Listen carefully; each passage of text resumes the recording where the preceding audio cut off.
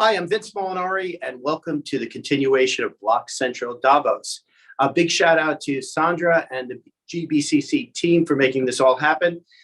Really excited. We have a terrific panel today, and I am very humbled to be part of it. And I get the easier part of just teeing up all this great wisdom to come from our panelists. And I'd like to briefly introduce them, and then we'll go a bit of a round robin and have our panelists introduce themselves, give a little bit of their background, and we'll jump right in. So I'd like to start off Alan Cohn. He's a partner at Steptoe and Johnson in Washington, D.C. here in the United States.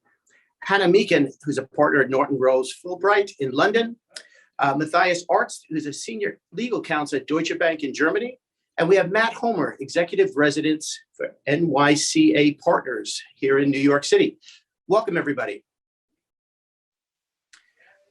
Let's jump right in. Alan, maybe you could start us off and give a little bit of your background and tell us a bit about Steptoe and Johnson.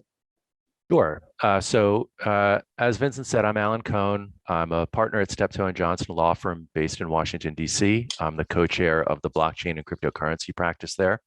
We have a full-service blockchain and cryptocurrency practice. I tend to focus on the regulatory counseling side of our practice and how that intersects with areas like corporate, transactional, public policy, tax, et cetera. I came to Steptoe about 6.5 years, just about 7 years ago from the U.S. Department of Homeland Security, where I was an official for about 9 years there. Terrific. Hannah, may we jump to you next, please? Yep. Hi, everyone. As Vincent said, I'm a partner in financial services at Norton Fulbright. I work in the London team, but I'm really part of an international team with experts in a number of different practices that are relevant to blockchain and digital assets around the world. But like Alan, I tend to focus on the regulatory aspect. So really looking at how the regulators view different use cases and different players that are involved in this market. I also have been involved with GBBC's efforts over the last few years, particularly in relation to post-trade distributed ledger. Wonderful. Matthias. Yeah, hi. Thanks for having me. I'm an in-house lawyer at Deutsche Bank in Frankfurt. And actually, I covered many legal areas in some locations and functions before joining the data protection group within Deutsche Bank. For some years, I've been focusing on data protection law and, most importantly, blockchain law. And the latter one is to become a fully emancipated field of law of utmost importance. It's a growth area around the globe. And this is why I am also the editor-in-chief of the International Journal of Blockchain Law. It's a brand new online law magazine partnering with the GBBC as a publisher. First issue was in November last year, and the second one will come up mid of March this year. Thanks. Wonderful. Last but not least, and no partiality here to my fellow New Yorker, Matt, would you mind jumping in? Yeah, thanks. Hi, everyone. Nice to be here. My name is Matt Homer. I'm with Nyca Partners, which is an early stage fintech venture capital firm, and I focus on the cryptocurrency sector there. And immediately prior to that, I was a regulator for the cryptocurrency industry at the New York State Department of Financial Services, where I oversaw a division that was responsible for the cryptocurrency space. And have had prior positions in federal government and also in-house within fintech companies. And it's a pleasure to be here with all of you. Welcome again and delighted. And as you could tell, for our audience, we have an amazing, accomplished panel, deep domain expertise and full of wisdom. We're going to jump right in. We'll try to make it a little informal and conversational for our panelists. You know, even if the question is not directed to you, feel free to add on, and let's just make it as fluid and interactive as possible. So let's kick off the state of play, crypto and digital asset regulation. So I guess let's go round robin with this. And really, when we look at where we are today, and I say gray areas when it comes to regulation and crypto and digital assets, let's talk about your view of that, where you think we are. And you know, it's wonderful that we have a bit of a jurisdictional flavor here with everybody. So maybe we'll go reverse order now. Matt, you want to kick us off? Absolutely. Thanks for. Yeah. I'm I sorry, think- Matthias. No, that's my nickname is Matt as well. So no, Matt, go, please go ahead. You were just testing me, I know. So I think, yeah, I think it is worthwhile to kind of take a step back and think about, where we are today and how far we've come. So I think if you think about the evolution of the cryptocurrency space, and I think the exchange services and custody services, of course, are two of the really foundational infrastructure elements of the industry. And I think that regulation for those areas, for exchange services and custody services provided by an intermediary of some sort, I think that's pretty clear, at least in the United States, how those companies are regulated. And there are, there's still uncertainty to be sure, but I think that, that's pretty well established at this point. And, I think New York is an example of that, with, a number of very large, prominent custodians and exchanges licensed and regulated here. I think that where the gray area exists today is really around two areas. So the first is where the role of intermediaries is changing, where you may not have the same type of centralized intermediary. So there we're talking about DeFi and DAOs and other areas. I think regulators there will be skeptical of claims that there is no intermediary, and they will still look to find individuals that are involved in such projects. But I think that that area will strain kind of current regulatory approaches, generally speaking. And then I think the second area where there is, it may not necessarily be a gray area, but I think where we'll see, there's uncertainty is around jurisdictional questions. Who covers what, where the jurisdictional boundaries end for one regulator and begin for another. So those are the, kind of the two large areas where I see gray area and uncertainty going forward.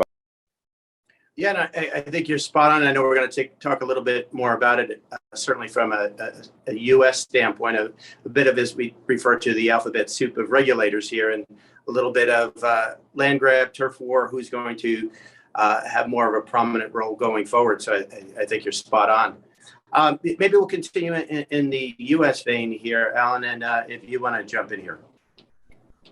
No, I would agree with everything that Matt said. I think those are really the challenges, and they are going to strain the existing regulatory frame. I think that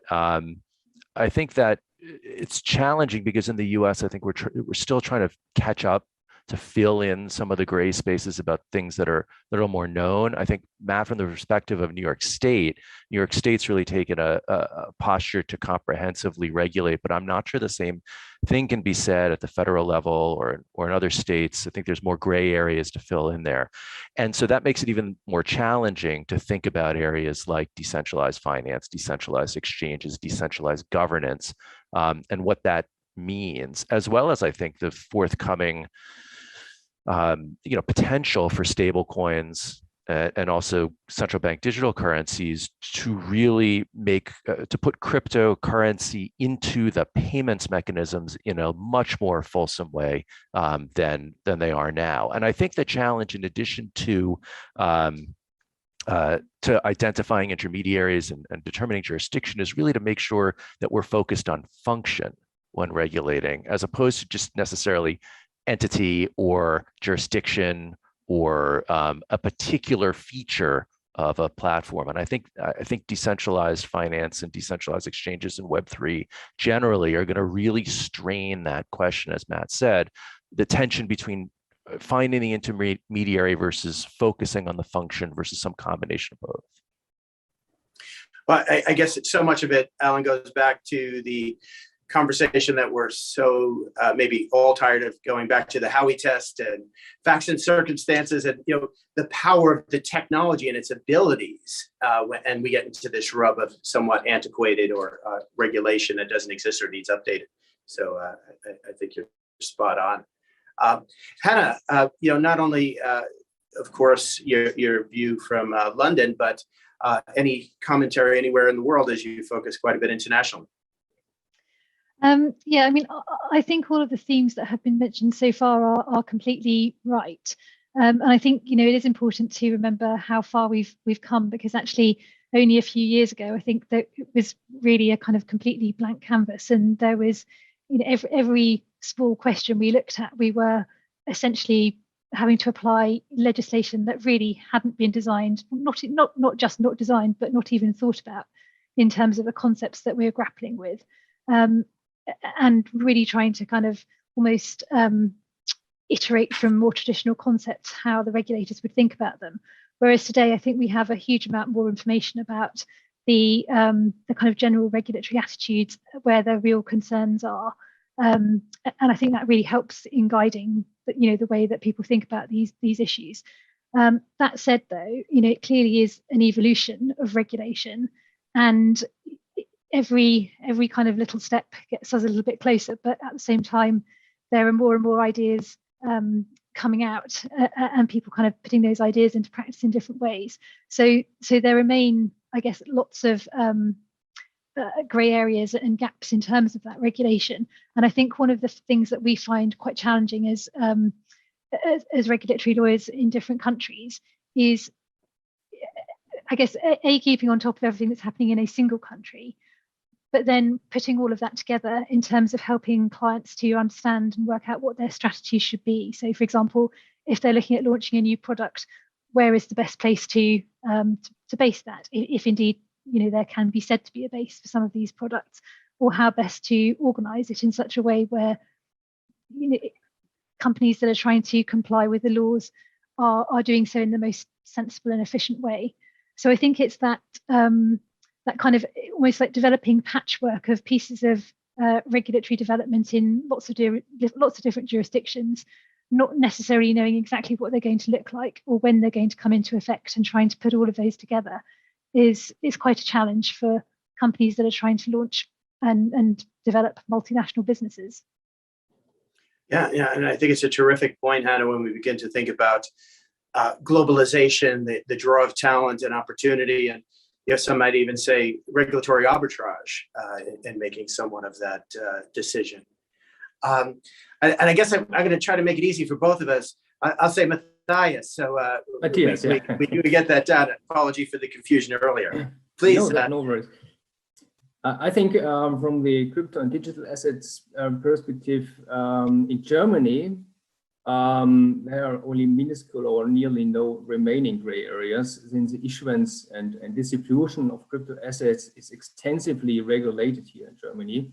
When it comes to digital or electronic assets, there's a brand new law in Germany, the Electronic Securities Act, which came into effect in June last year, and which lays down the electronic securities register management.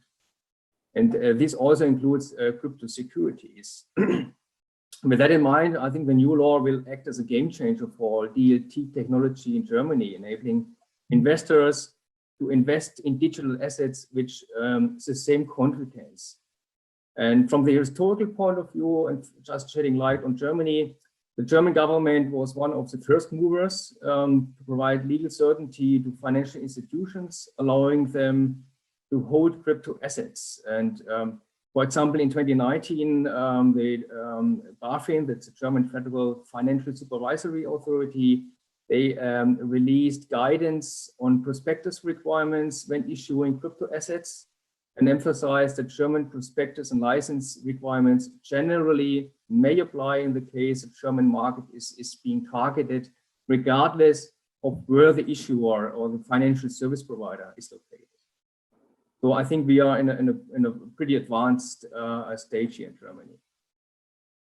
Great, and that's terrific framing, Matthias. And maybe I'll just continue with you here to kick off the next question.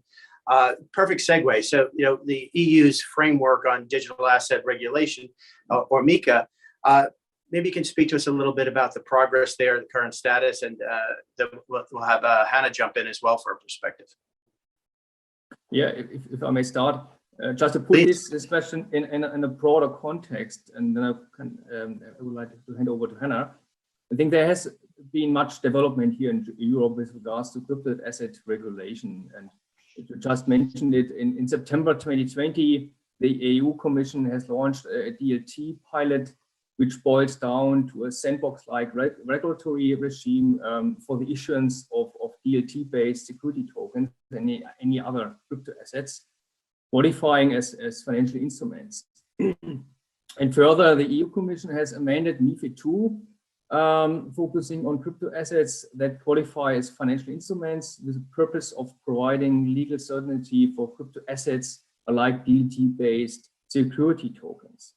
However, the crypto assets that do not qualify as financial instruments under the MiFID II regime, such as utility token, payment token, or stable coins, the EU Commission proposed a specific new comprehensive framework back in September 2020. That framework is actually the Markets in Crypto Asset Regulations, Nyca, and this piece of work will replace all other EU and national rules currently governing the issuance, trading, and storing of such crypto assets, and is supposed to come into effect this year with a transition period, if I recall correctly, of 18 months. So MiCA covers entities which issue crypto assets, provide services, or entities which provide services around these crypto assets or operate digital wallets and cryptocurrency exchanges. And from my point of view, it's worth to note that issuers of crypto assets will be able to offer crypto assets across Europe. Yeah? And this is also a game changer. The envisaged passporting regime will allow service providers with a permission in one member state to operate cross-border to any other EU member state without further permits. And this is a significant advantage compared to the current legal situation in Europe, which is characterized by a special path taken by individual member states. So the MiCA creates legal certainty and a globally competitive single market for crypto asset service providers within the EU. Would like to hand over to Hannah. Yeah, I mean, and You saved me the handoff there, Matthias. That was great. Okay, sorry. Thank you. Perfect. I mean, just to reiterate that European passport is a great thing to be able to be authorized in one country and then to be able to provide your services to customers, clients in other countries without needing to go through another authorization process, and to be able to expect the same harmonized rules across all of the countries. I think that will make a big difference to many companies who are currently trying to understand what the requirements are in each member state and finding quite a disparity between them at the moment. So that is a really important part of MiCA. Just to say a bit more perhaps about the services it captures. They're kind of a little bit designed, I think, by reference to the MiFID II legislation. So really kind of using some of the ideas that we have in traditional financial services regulation in Europe. So they capture things like crypto custody, operating an exchange in relation to crypto assets, exchanging of crypto assets, placing crypto assets, giving advice on crypto assets, for example. So all kind of, I guess, activities and services that traditional financial services lawyers and people who work in that space will be used to, but obviously in the crypto custody context. And that is also true actually of the rules that are going to be imposed on these new types of firms. There are many concepts that are quite familiar in terms of acting honestly and fairly and professionally in the interests of the customer, having prudential requirements in terms of capital, or having to hold a certain amount of capital or insurance, and having appropriate organizational requirements. But equally, there are also kind of new style requirements that are a bit more focused on the sector. So, for example, a crypto custodian would have to be responsible in the event that there was a hack and they lost some of the crypto assets. They'd be responsible for a certain amount of the value of those assets. So it's really a kind of a bit of a combination of the type of regulation we're quite used to, but then with some new ideas essentially included. Thank you, Hannah and Matthias. So clearly a level of progress. We're even using the word harmonization. Alan, not putting you on the spot, but putting you on the spot. You made a little bit of a comment as we opened about perhaps the US lagging a bit. You know, any view here from a U.S. perspective? Well, on Nyca and on the kind of full scope of European regulations, I think it illustrates a few things. Number one, that the European, I think the Europeans have used the federal model very effectively in seeing, letting member states kind of innovate and see where they wanted to land, and then aggregating the best practices. But I think that it also points up kind of the benefits and potential drawbacks of having a single financial instrument regulator. In the United States, the questions that are covered in Nyca, whether you agree with the way that they're covered or not, would be handled by at least a half dozen different regulators, each not only with their own interests in substantive regulation, but also in jurisdiction over different types of instruments. And so that complicates, that really complicates the question of, reaching that level of harmonized regulation, whether you believe that that's good or not. The second thing is that there isn't really a meeting of the minds across the regulators as to the best way to regulate. And I think the biggest one is kind of the boundary setting approach that you see from FinCEN, or Financial Crimes Enforcement Network, our AML regulator, or others where there's a basic set of boundaries and a basic regulatory regime, and we'll start there. We're not going to try to fill in all the gray areas to begin with, versus what you see from the SEC or early with the Commodity Futures Trading Commission, working largely by enforcement and insisting on a facts and circumstances approach rather than really trying to set left and right boundaries. So I think just kind of before you get to the substance of the rules, those things are going, they're an important comparison between the EU approach and the US approach. And I think that they pose some challenges for the US getting to harmonization and comprehensiveness in that same way. Well, we couldn't have scripted it better. Well, maybe we did. Another good segue, Alan, and I'd love to go deeper on this topic with you and Matt. So we do have multiple regulators here, as you pointed out, SEC, CFTC, OCC, FINRA, et cetera, et cetera. Where do you see us getting it right? And are we moving more towards regulation by enforcement, further away from that? What's your sense? Well, I think we're pulling in both directions. And I think if you do kind of I'll mangle the French, so kind of a tour of the table of US federal regulators, you'll see a couple of different approaches. As we mentioned, the FinCEN, the anti-money laundering regulator, started early by saying, look, the industry views and the community views cryptocurrencies as similar equivalents to currency. We have rules for currency, treat it as currency. Here's kind of the basic way. We're not going to try to fill in the gray spaces, but there is a reporting regime where you need to report certain information to us, and you need to have your own controls in place that we can audit.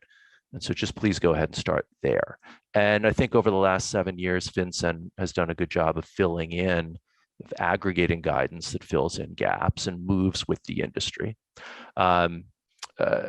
Staying at Treasury, the Office of Foreign Asset Control, the sanctions regulator, had been quiet for a while, now issuing more guidance, largely focused on the ransomware challenge, but really trying to zero in on solving that particular problem and using economic sanctions tools to try to get at that kind of a problem.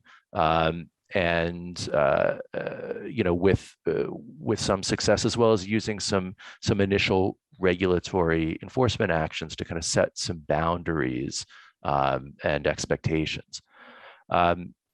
Still at Treasury, the Internal Revenue Service, the tax regulator, issued some basic guidance early on. Non-US currency of any type is treated as property, so treat cryptocurrency, crypto assets as property. A lot of gray spaces in there, but it gave a basic bounding and framing. Leaving Treasury for the moment, the Securities and Exchange Commission took a different approach and has focused a lot on regulation by enforcement, has been resistant to notice and comment rulemaking.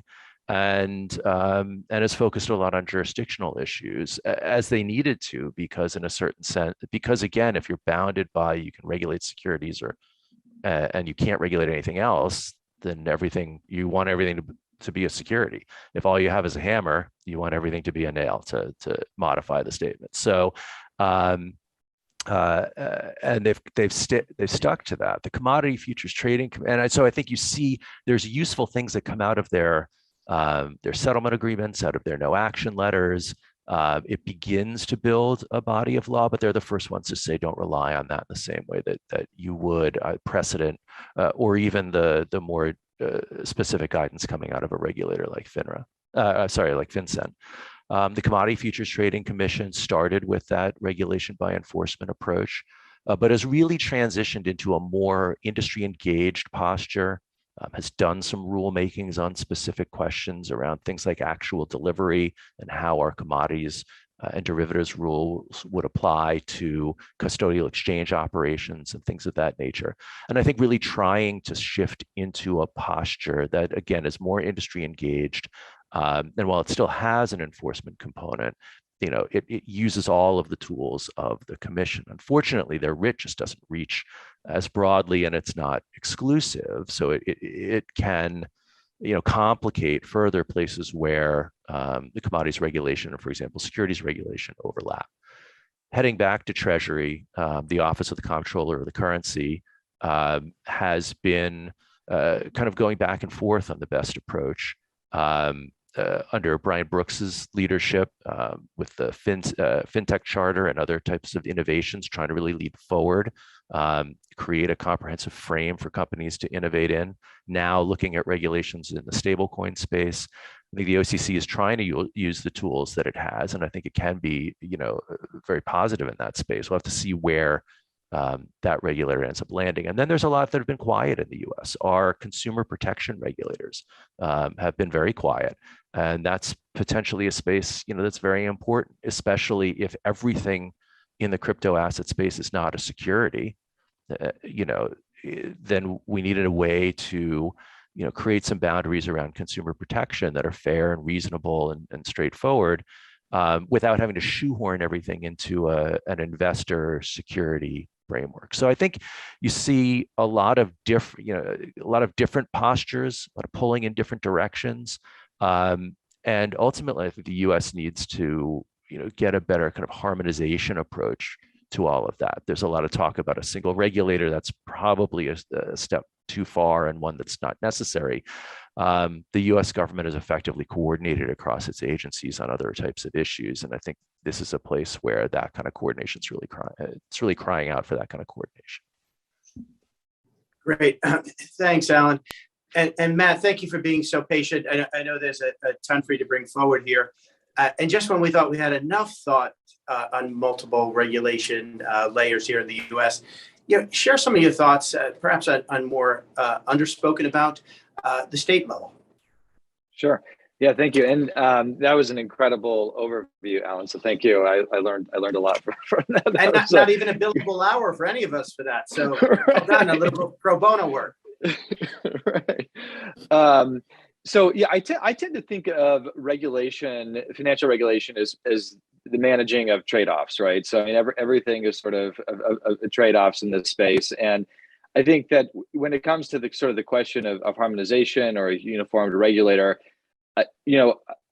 today's system in the United States is messy. It's described as a patchwork, many different regulators, state, federal level, concurrent jurisdiction, obviously, competition among regulators. And then, I think, what we're also thinking or talking about here would be, the concept of a more uniform regulator, or at least a more harmonized approach. And I think there are important trade-offs to consider there. So I think the current system, as messy as it is, promotes flexibility and optionality, whereas I think a more uniform or harmonized approach would promote greater certainty and efficiency. And I think that this may not be a popular view at all, but I think the current messy approach actually may be the better model for an industry that's in a nascent stage of its development, right? So you could certainly imagine that once the crypto ecosystem is much more mature and established, it would make sense to have a harmonized set of standards. But I think for right now, the current approach allows for a variety of regulatory approaches to emerge, and allows for companies to get going and roll out products, in jurisdictions where they're allowed to do so. So anyway, I think that's sort of my general perspective. The states in the United States have been the de facto primary regulators for crypto for a long time, or in crypto years, I guess you would say a long time. I mean, that's certainly changing as Alan mentioned. I mean, the federal government is getting much more engaged, and in addition to the public actions that he mentioned, also you can see that even those regulators that have been quiet are starting to hire skill sets related to crypto. So, and I think that's a positive thing. I think we want regulators to be learning about this. We want regulators to be engaging. I do suspect we'll continue to see more enforcement-led approaches for a while. And I think that it's going to be messy for a while. I think that you'll have, the states figuring out what they want to do, the federal government figuring out what they want to do. And it's I think that it will be messy for a while. But I sort of think, as I said, that's actually okay for the stage of development that the crypto industry is in today. That's super helpful, Matt. And maybe I can continue with you. Going back to a little bit of what Hannah said earlier, there's been a lot of progress globally from the conversations, things that were just, a year or two years ago, no less 3 or 4. A lot of, I'd say, increased signals, buzz legislatively with proposals in Washington, D.C. And, given your background and lens there, where do you see the energy being focused? And whether these bills pass or don't, and we can all have a view on that given the current state of politics here. But I think it's a great signal that these conversations are now elevated. Yeah. I think, I mean, and again, I'm I was in DC for a decade, and now in New York, sort of looking at DC with a little bit more removed, a little bit of distance. And I think that, it's really, it feels like it's a whack-a-mole approach in Washington, right? Where there'll be something that comes up and a lot of headlines are written about it, and then Washington focuses on it, and there's hearings on it. And I think that the areas of focus are not necessarily the areas of greatest risk or the areas that Washington should be focused on. So of course, stablecoins is one area, really prompted, I think, by just feelings around Facebook. And now, of course, Facebook is, arguably, they're now larger players in the stablecoin space, right? And in some ways, I think stablecoins are just a natural evolution or iteration of payments activity, money transmission, but a lot of focus on that issue in Washington. A lot of focus on environmental concerns, which I think are important to look at. I think the good news there is there are a lot of, I think they're very, a large set of win-win solutions actually that can benefit the environment and benefit the crypto industry. And then I think the third area, again, just kind of looking at Washington from a distance, where there seems to be a lot of focus is on the illicit financing piece. Again, I think, to some extent for good reason, but there's also been a lot of misinformation around the use of cryptocurrency for illicit financing. And if you talk to, law enforcement folks in Washington, I mean, I think you'll get a different perspective on some of these issues than you would by just, looking at kind of the conversations and hearings or pronouncements from Capitol Hill. I think where there's been less attention, where there should be more attention on the Hill, are around areas of more meaningful risk. I think cybersecurity is an important area that, I mean, you have seen some focus on it at kind of more the administrative level, but I haven't seen as much focus from the Hill. I think, this question of how do you regulate an industry without intermediaries, I think Alan's point around like, function versus intermediary is really important. And I don't know that I've really heard that as a focus on the Hill. And then the other point that Alan brought up, I think is right too, is consumer protection. What would a crypto native consumer protection framework look like? We have the possibility, which to me is very exciting as sort of a regulatory policy geek or whatever, to develop a new consumer protection framework for crypto. One that is more automated, one that works differently than in the past. I think, just rolling out disclosure requirements or the types of approaches that have been used for the past probably do not make sense for a crypto native environment. So anyway, those are 3 areas where I think that I'd like to see more attention from Washington, but I think that so far it's been sort of a whack-a-mole getting kind of going from one issue to the other. But I think that that's probably how you learn too, right? And so I think as Washington learns and gets educated on the topic, hopefully we'll see more of a strategic approach. Super helpful, Matt. Thank you. I'm going to jump around a little bit, given time is going so fast. I think really important question, and maybe if everybody can put in 30 seconds, a minute on this. We have a lot of large firms calling for harmonization. We touched on that a little bit globally, but with a real particular emphasis as this conversation on Web 3.0 comes forward more and more. Let's briefly, Alan, what do you think we need to do to have more harmonization, collaboration globally? Or can we even get there now? I mean, look, there are venues and fora where regulators from a number of different nations get together to try to harmonize regulatory approaches. The Organization for Economic Cooperation and Development, the OECD, is one of them. There's a number of others.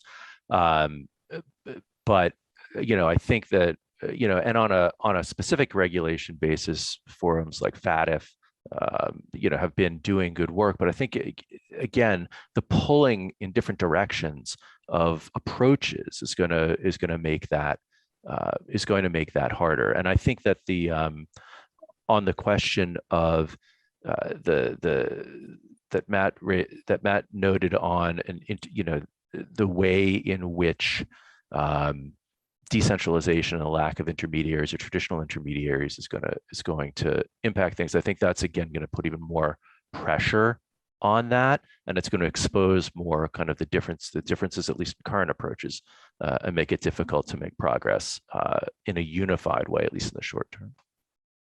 Great. Anna, how about you? Yeah, I mean, I think with Web3, one of the other kind of ways in which the challenge of collaboration is amplified is that it's probably not even just about financial services regulators. It's probably also trying to encompass aspects of data privacy and protection, competition law, maybe some aspects around gambling and gaming and advertising. And